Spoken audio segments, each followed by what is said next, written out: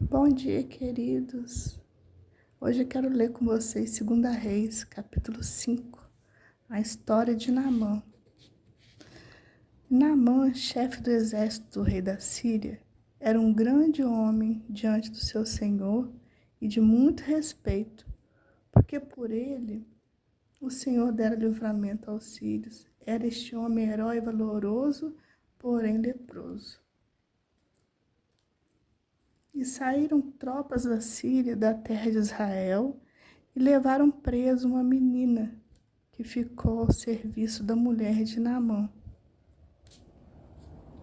E disse essa sua senhora: Oxalá que o meu senhor estivesse diante do profeta que está em Samaria. Ele o restauraria da sua lepra. Então, queridos, até aí, que eu queria dizer que Naamã era chefe do exército da Síria. Era um grande homem. Era um homem de respeito, um homem valoroso. Então, ele tinha todo o respeito das pessoas ao redor dele. Mas ele tinha lepra. Lepra é uma coisa que todo mundo temia, né? Todo mundo temia pegar a lepra. E eu acredito que aquilo incomodava muito ele. Com certeza incomodava muito. E, assim, se a gente parar para pensar, as doenças não escolhem quem vai pegar. Você vai pegar uma pessoa mais simples, uma pessoa mais rica, uma pessoa de bens, uma pessoa que não tem bens. Digo, poder aquisitivo, né, para poder tratar a doença. Vocês podem ver que no tempo da pandemia foi um desespero, né, geral no mundo todo. Uma insegurança, ninguém sabia se ia passar por isso vivo ou morto. Não importou classe social, não importou nada. E também dinheiro nenhum podia salvar a vida das pessoas, porque isso primeiramente depende de Deus, né? Que nossa vida, nossos dias estão nas mãos de Deus. E Ele sabe qual o momento, né? De nos recolher. E em segundo, que os médicos não tinham esse poder também nas mãos deles. Foi uma doença muito cruel, assim como a lepra, né? Havia lugares que as pessoas com lepra tinham que ficar, para ficar separado da sociedade, de outras pessoas, né? Para não passar para outras pessoas. Então, nesse tempo, as tropas da Síria foram, né, em Israel e levou presa essa menina. Interessante que essa menina, ela foi para a casa de Naamã para ser serva, né, para servir a esposa de Naamã. Então, quer dizer, uma escrava passou a ser, né, uma serva, uma escrava.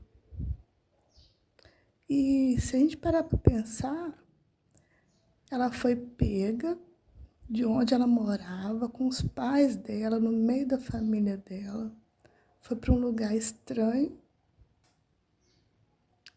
ser serva, né? Ela poderia estar, claro que ficou triste, com certeza. Quem quer ser pego de dentro da sua casa e parar numa outra cidade e não ter direito de nada, né? Mas ela servia ao Deus vivo. E essas coisas assim, não são explicadas. A paz que, assim, que excede todo o entendimento que só Deus pode dar. A paz em meio a momentos obscuros, a qualquer circunstância. Essa paz que só Deus mesmo dá em situações inimagináveis que a gente vive. E essa menina, ela poderia ter ficado quieta, mas ela falou com a senhora, né, com a esposa de Naamã, que tinha um profeta que poderia curar ele. Ela podia ter ficado quieta, falar assim, não, me roubaram da minha terra, da minha família, me escravizaram aqui, eu quero mais que ele morra mesmo, né? Ela poderia falar assim. Mas não, olha, eu acho assim, essa passagem muito intensa. As características dessa menina, acho que pouca gente fala. Uma menina sábia, madura, ela não era mulher, era menina. Quer dizer, não era adulta ainda. Isso demonstra que os jovens, os adolescentes, os jovens, crianças, é que eu sempre falo, algumas pessoas pensam que crianças não aceitam Jesus. Aceita sim. Eu aceitei Jesus menina ainda. Então aqui não fala a idade dessa menina, né? Poderia ter 12 anos, 10, né? Então acho muito interessante essa parte. Que demonstra que meninas aceitando a Jesus cedo, criança ainda, pode fazer diferença nesse mundo. E, continuando a leitura, depois que ela falou, né, com a senhora, a esposa de Naamã, então foi Naamã e notificou o seu senhor, dizendo, assim e assim falou a menina que é da terra de Israel. Então ele acreditou na menina. Por que ele acreditou nessa menina? Como devia ser o comportamento dela servindo a esposa dele? Que conversas ele já pode ter tido com ela para perceber a maturidade cristã dessa menina, o amor de Deus que essa menina já tinha, né? E que nós estamos fazendo, que nossos filhos estão fazendo, falando. Será que eles já demonstram ter essa maturidade cristã? Nós estamos contribuindo para que nossos filhos tenham essa maturidade cristã desde pequenos, porque nós precisamos ser exemplos, queridos. Né? Precisamos ser exemplos. Não adianta a gente falar uma coisa e ser outra. Não adianta a gente estar na igreja falar de um jeito e em casa agir de outro jeito. Os pais, tanto a mãe quanto o pai, têm uma responsabilidade muito grande diante de Deus ao educar seus filhos, porque Deus deu para nós os nossos filhos. Nossos filhos são herança do Senhor. Então nós temos um compromisso com Deus de levar nossos filhos, desde pequenininhos, a conhecer a palavra de Deus. E aqueles que se converteram mais tarde, não desanima não. Todos os dias, se converteu mais tarde, os filhos já são mais velhos, dobra o joelho, entrega os seus filhos nas mãos do Senhor, faz a sua parte, não provoca a ira dos filhos, que algumas pessoas não têm sabedoria e provocam os filhos e falam, você vai para o inferno. Não é assim não, queridos. O Senhor O Senhor quer que todos vão para o céu. Ele não tem esse desejo que alguém vá para o inferno, mas a escolha é nossa. E não é agindo de maneira insensata, de maneira grosseira, que os nossos filhos vão se interessar em ouvir a palavra de Deus. Esses que são mais velhos, né? Que os pais converteram quando eles já estavam maiores. Assim como vocês vão caminhando de uma forma diferente, os filhos de vocês vão ver a diferença. Mas eles precisam ver se vocês estão agindo, né, com essa diferença. Então, eles vão ver, né, e vão compreendendo. O Espírito do Senhor vai tocando no coração deles, né? E vamos continuar aqui, então.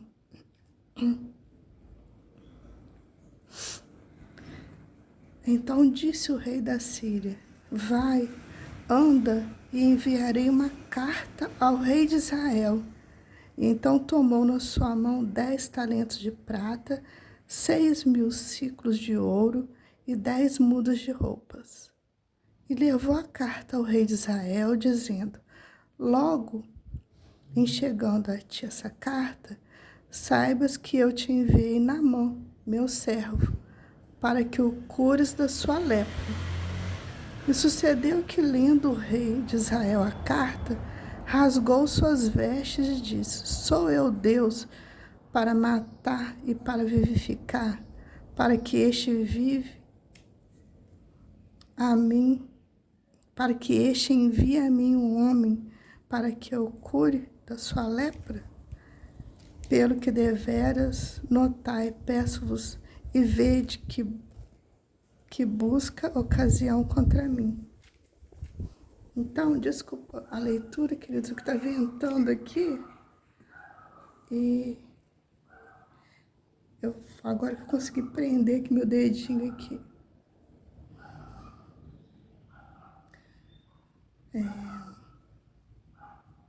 Então, o que aconteceu? O rei, quando recebeu essa carta do senhor de Naamã, né? Do rei da Síria, ele falou assim: gente, por que o rei da Síria está enviando essa carta para mim? Eu não tenho esse poder.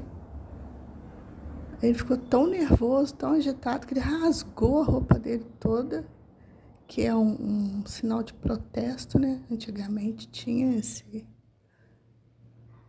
esses gestos assim. E ele achou que o rei estava querendo pelejar contra ele, né? Mas no versículo 8 fala assim: sucedeu, porém, que ouvindo Eliseu, homem de Deus, que o rei de Israel rasgara as suas vestes, mandou dizer ao rei: por que rasgaste as tuas vestes? Deixa-o vir a mim e saberá que há profeta em Israel. Aqui também eu acho assim, muito interessante. É como se no mundo de hoje a gente falasse assim: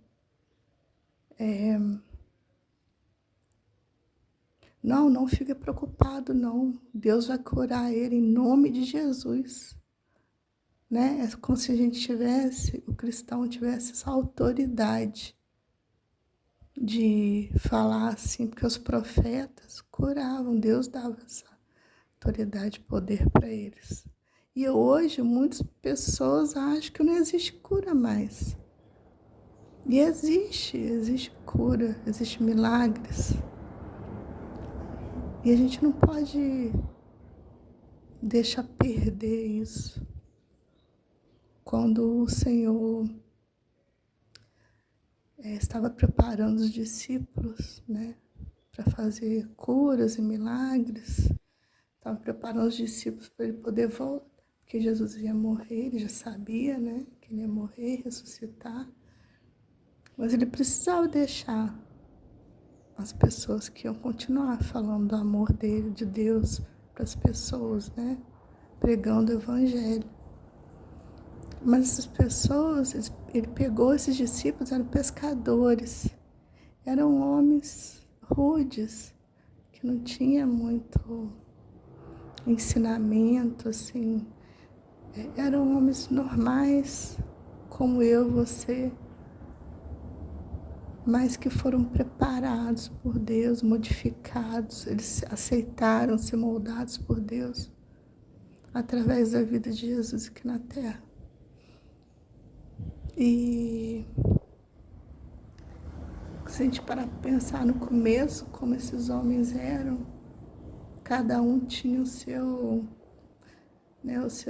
podemos dizer assim, defeito, né? Pedro era muito nervoso, ele falava tudo que ele pensava, ninguém não disfarçava, então ninguém deixava de saber o que ele estava pensando ou passar pelo que ele falava. Ele era curto e grosso, né? E outros também, cada um com a sua dificuldade, com seus defeitos, que foram sendo moldados por Deus. Claro que muitas coisas, como hoje, né? Nós que aceitamos Jesus como Salvador, muitas coisas a gente age, né, na nossa carne, porque nós somos humanos, carnais, né? Mas a partir do momento que a gente aceita Jesus como Salvador, nós precisamos, quando erramos, ver nosso erro, voltar atrás, pedir perdão a Deus, pedir perdão às pessoas, às vezes se falar alguma coisa que magoou, né, que feriu alguém, voltar atrás, né. Então, voltando aqui para o texto, eu achei muito interessante, assim, deixai-o vir a mim, saberá que é profeta Israel. Olha que fé desse homem, de saber, de falar assim, ele vai ser curado, né? Que nós, como cristãos, possamos resgatar esse primeiro amor, essa fé. Como que a gente resgata? Através da leitura da palavra. Quanto mais a gente lê a palavra, mais força a gente tem. Essa força não é nossa, essa força é do Senhor. Força para enfrentar todos os problemas, situações. E fé suficiente para a gente saber que se Deus quiser curar, Ele vai curar. Mas Ele precisa das nossas ações, que a nossa boca abra, profetize bênção sobre a vida das pessoas e cura sobre a vida das pessoas. Se a gente não abrir nossa boca, é como se a gente não acreditasse mais. Então vamos continuar. Agora no versículo 9 fala assim: veio, pois, Naamã com seus cavalos e com seu carro, e parou à porta da casa de Eliseu. Então Eliseu lhe mandou um mensageiro, dizendo: vai e lava-te 7 vezes no Jordão. Assim a tua carne será curada e ficarás purificado. Porém, Naamã muito se indignou e saiu dizendo: eis que eu dizia comigo. Então ele estava pensando com ele mesmo assim, ó. Certamente ele sairá, por-se-á em pé, invocará o nome do Senhor, seu Deus, passará a sua mão sobre o lugar e restaurará o leproso. Então, Naamã nem foi lá, não. Ele mandou o mensageiro dele falar o que era para ele fazer. Naamã não, desculpa, Eliseu. O profeta Eliseu nem foi lá, não. Ele só mandou um recado, falando: você vai lá, entra no rio, se lava, mergulha 7 vezes E Naamã ficou muito nervoso, porque ele pensava assim, eu sou um soldado do rei da Síria e ele nem vem aqui, nem vai colocar a mão em mim, não vai fazer nada. Então, olha só como que as pessoas às vezes têm o ego assim inflamado, né? Acha assim que precisa porque é o soldado do rei, então ele devia ter assim um tipo de honra privilegiada, vamos supor assim. E também ele achou falta de respeito, né? O profeta Eliseu nem chegar lá para ver ele. E também acho interessante essa parte aqui que fala assim, no versículo 11, a parte B. Por-se-á em pé, invocará o nome do Senhor, seu Deus. Olha, não era o Deus de Naamã, era o Deus do profeta Eliseu, era o Deus da menina, né? E continuando no 12, não são porventura Abana e Farpar, rios de Damasco, melhores que todas as águas de Israel? Não me poderia eu lavar neles e ficar purificado? E voltou-se e se foi com indignação, porque o Rio Jordão não era considerado talvez muito limpinho, né? E esses outros rios mais limpos, né? Então, ele ficou assim, bem indignado. Naamã ficou bem indignado. O versículo 13 já fala, então, chegaram-se a ele os seus servos e lhes disseram, meu pai, se o profeta te disse alguma grande coisa, porventura não a farás? Quanto mais dizendo-te, lava-te e ficarás purificado. Quer dizer, os servos, ele fazendo ele cair na real, né? Ele estava com lepra. E se ele acreditou que ele ia ser curado, acho que a pessoa entraria até na lama mesmo, e, né? Para ser curada da lepra. Então, fez ele cair na real. Então, versículo 14. Desceu e mergulhou no Jordão 7 vezes, conforme a palavra do homem de Deus. E a sua carne tornou-se como a carne de um menino e ficou purificado. Acho muito interessante essa parte, olha. Até marquei na minha Bíblia. Desceu.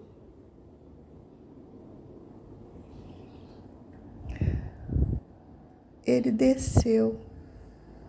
Ele se rendeu. Ele se humilhou. Quantas vezes nós não descemos? Quantas vezes o orgulho fala mais alto? Deus não se agrada do orgulho. Deus não se agrada da soberba. A palavra de Deus fala que os humilhados serão exaltados. E as pessoas que se exaltam serão humilhadas. Que a gente possa ter uma reflexão bem forte sobre essa parte do versículo 14. E quando ele desceu, quando ele caiu em si, quando ele caiu na real, não sou ninguém. Deus é que é alguma coisa, Deus é que é o Todo-Poderoso. Eu não sou ninguém. Então eu vou fazer o que Deus manda. E que é assim que nós devemos fazer, queridos. O que Deus nos falar através da palavra dele é o que é para a gente fazer. Que a palavra de Deus é um manual de vida para nós. Se a gente seguir a palavra de Deus direitinho, obedecendo, tudo vai dar certo. E eu falo isso porque a nossa vida nem sempre, né? A gente obedece a Deus. A gente passa por momentos que a gente acha que sabe alguma coisa e a gente faz escolhas e achando assim, que a gente nem pensa, acha que é uma coisa tão simples, escolher. Mas não, queridos, tudo a gente tem que colocar Deus em primeiro lugar. Que é por causa dessas escolhas que a gente acha que às vezes é simples, que a gente se dá mal no futuro e paga as consequências, né? Estou falando isso por experiência própria. E acredito que todos nós cometemos esse erro algumas vezes ou muitas vezes, até a gente chegar nesse tempo aqui de entender, de descer, entender. E às vezes a gente não faz por mal mesmo, não. É uma coisa tão natural escolher, o que você quer comer hoje? Arroz, feijão, macarrão, frango ou peixe, né? O que você quer? Agora a gente vai abrir o guarda-roupa. Que roupa que você vestiu hoje? Um vestido para as mulheres, né? Um vestido azul, um vestido amarelo, um vestido vermelho, um vestido branco, um vestido preto. Para os homens também, né? Que roupa? Que eu vou colocar hoje? Uma roupa social? Uma roupa esporte? Então, isso são coisas do dia a dia. Essas são as escolhas simples. Mas as outras escolhas são escolhas que devem ser pautadas na palavra de Deus. São escolhas sérias das consequências que podem trazer para a nossa vida, boas ou ruins. E voltando aqui, quando ele desceu, ele foi curado, ele ficou purificado. E a palavra de Deus fala sobre a purificação. Nós devemos descer para nos purificar, para nos santificar. Nos permite ser moldados por Deus, modificar nossa vida. Voltando aqui, versículo 14. Então voltou ao homem de Deus, ele e toda a sua comitiva, e chegando, pôs diante dele, disse: Eis que agora sei que em toda a terra não há Deus senão em Israel. Agora, pois, peço-te que aceites uma bênção do teu servo. Lembra que lá atrás, no versículo 11, ele falou antes: invocará o nome do Senhor, seu Deus. E agora aqui no 15, ele reconheceu que só há um Deus. Agora eu sei que em toda a terra não há Deus senão em Israel, que é o Deus criador. Ele servia a outros deuses. E os deuses dele não foram capazes de curar a lepra dele.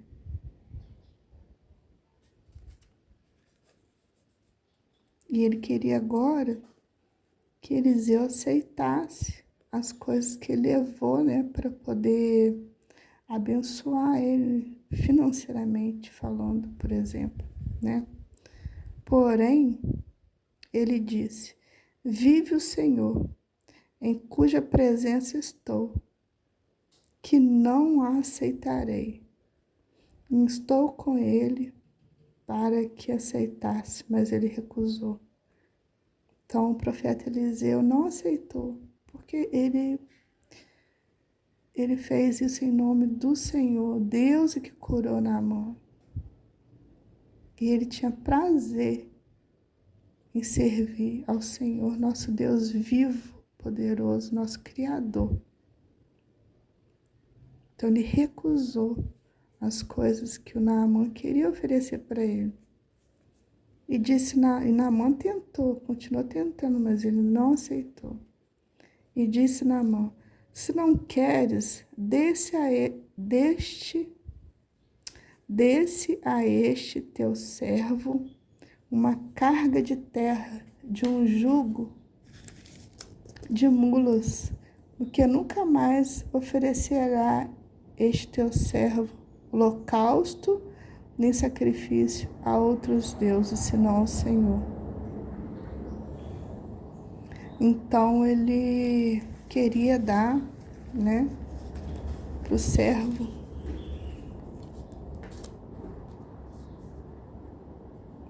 dele, né? Ele falou: se o senhor não quer, profeta Eliseu, dê então para o seu servo. E ele também falou que nunca mais ele ia fazer sacrifício de holocausto, senão ao Senhor. Quer dizer, aqui ele creu que só existia um Deus, né? Aí, versículo 18. Nisto, perdoe o Senhor a teu servo. Quando meu rei entrar na casa de Rimom para lhe adorar, e ele se apoiar na minha mão, e eu também tenha que me encurvar na casa de Rimom, quando ainda me encurvar na casa de Rimom, nisto, perdoe o Senhor a esse seu servo. Aqui ele estava falando que das coisas externas que ele teria que fazer, se encurvar, né? Diante das... É como se ele quisesse falar assim: eu tenho que fazer alguns rituais em respeito, mas por dentro do meu coração eu sirvo ao Deus vivo. E aí o profeta Eliseu disse para ele: vá em paz. E foi dele a uma pequena distância. Então o profeta Eliseu, ele não falou assim: eu compreendo. Não, você não pode fazer isso. Você tem que só pode se curvar diante de Deus. Não. Eu acredito, queridos, que a gente passa por muitas situações que Deus nos dá sabedoria para agir também. Tem situações que às vezes a gente precisa agir de um jeito, mas o Senhor conhece o nosso coração. E quantas vezes as pessoas julgam as outras, não sabem o que a pessoa está passando, não sabem a circunstância da vida que levou a pessoa a fazer algumas coisas que às vezes parece que aquela pessoa está fazendo errado, mas às vezes a pessoa está usando de uma sabedoria para poder ganhar também outras pessoas para Jesus. Eu conheço uma pessoa que ela namorou uma pessoa, casou com uma pessoa que não era cristão. Então, essa pessoa acompanhava, né, o marido em alguns lugares que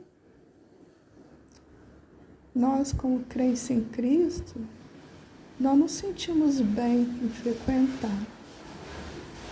E ela não se sentia bem também em frequentar. Mas ela ia, e porque ele precisava da presença dela ali. E como essa pessoa foi julgada. Como ela foi julgada. Mas sabe, queridos, Deus conhece o coração, não tem jeito. Deus conhece o coração, Deus honrou essa mulher, porque as pessoas ao redor percebiam a diferença dela no meio de todos. A Bíblia fala que a gente tem que ser a luz do mundo, sal da terra.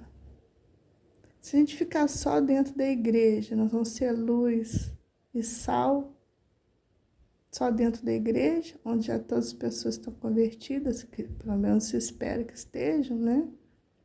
A maioria, né? Porque alguns são visitantes, né? Mas como a gente vai ser o sal?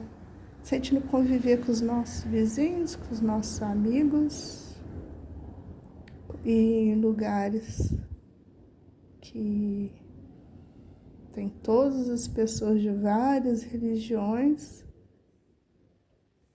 então ela ia e o comportamento dela mexeu com muitas pessoas. E através disso, ela podia convidar as pessoas também para ir na igreja dela. E ela convidando as pessoas, muitos se converteram. E o esposo dela não se converteu até então. Mas depois, com o passar do tempo, muitas situações foram acontecendo. Ele foi vendo milagres, foi vendo tudo que Deus fazia, o comportamento dela em todas as situações. E ela adoeceu e faleceu. E com o falecimento dela, ele ficou tão desnorteado, ele queria estar nos lugares que eles estavam juntos. E ele começou, e ele falava, no dia do enterro dela, ele falava, essa mulher foi uma mulher, não tenho nada para falar dela, nada. Ela era uma pessoa boa, bondosa, ajudava as pessoas. Ela era incapaz de magoar alguém. Ela fazia as coisas da casa para mim, para os nossos filhos. E, queridos, esse homem se converteu depois que a mulher morreu.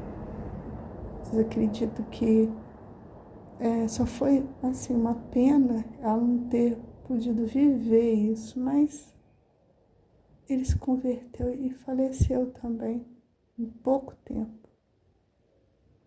Então, com certeza, né? Ela pôde ter essa alegria no céu, né? Com certeza. E o que eu quero dizer com isso? Que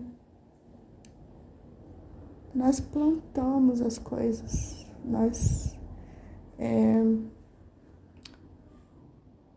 cada um de nós fazendo a nossa parte, somos vistos pelas pessoas.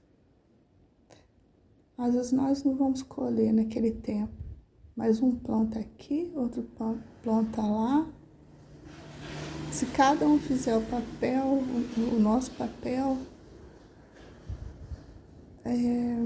o mundo muitas pessoas já teriam se convertido. Nós precisamos fazer nosso papel direito, queridos, direito. Jesus está voltando.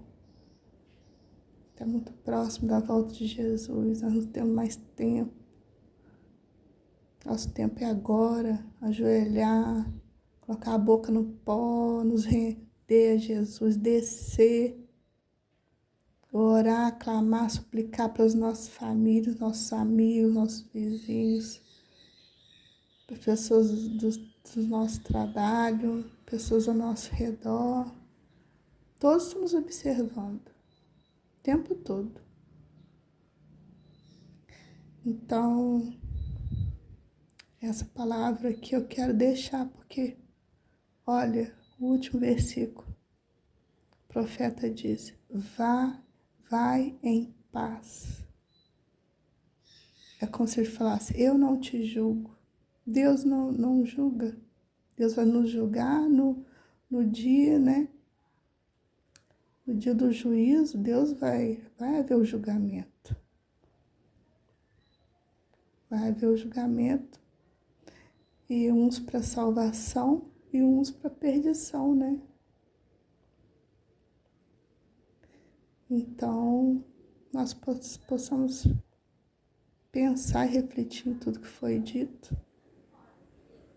e tomar uma decisão firme, né? Só há um Deus, um Criador, só um Salvador, só um morreu no nosso lugar para nos salvar dos nossos pecados, que é Jesus.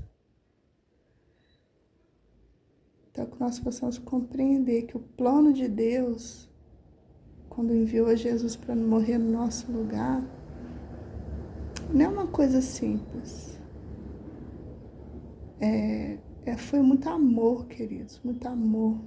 Eu não daria nenhuma das minhas filhas para morrer por ninguém. E eu também não morreria por ninguém.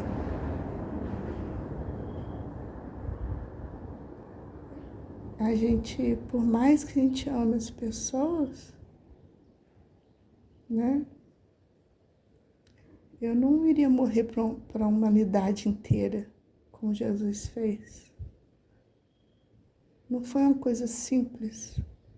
Ah, Jesus foi ali na cruz e morreu. Não, queridos, é sofrimento, a dor de levar sobre si todos os pecados de toda a humanidade, passada, presente e futura,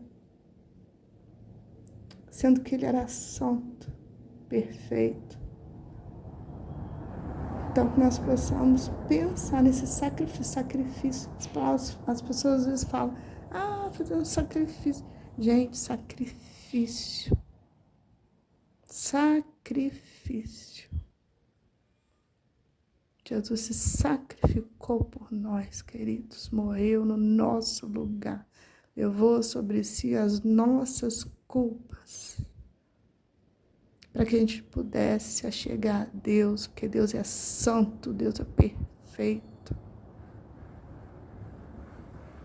E quando o pecado entrou no mundo através de Adão e Eva, não tinha outro jeito de nos aproximar de Deus. Por isso que Deus fez esse plano perfeito. Parece loucura? Parece. Mas o Evangelho é pela fé. Pela fé que a gente é salvo, queridos. Pela fé. Deus preparou um lugar para todos nós. Mas a escolha é nossa. Depois que morrer, não tem como voltar atrás. A escolha é em vida. Não adianta oração, reza, não adianta nenhum tipo de sacrifício, nenhum tipo de oferenda, não adianta nada. Não estou falando isso julgando ninguém. Estou falando em amor. Que a palavra de Deus, para mim, é viva, é verdadeira, é eficaz. Que possa ser para você também. Aceite hoje. Quem ainda não teve esse encontro com Jesus, aceite hoje. Jesus como seu único e suficiente Salvador. Só Ele pode dar a vida eterna. E eu quero orar com você. Aqueles que querem tomar essa decisão, repete comigo essa oração. Senhor Deus, hoje eu compreendi que eu preciso descer, eu preciso me humilhar, Senhor.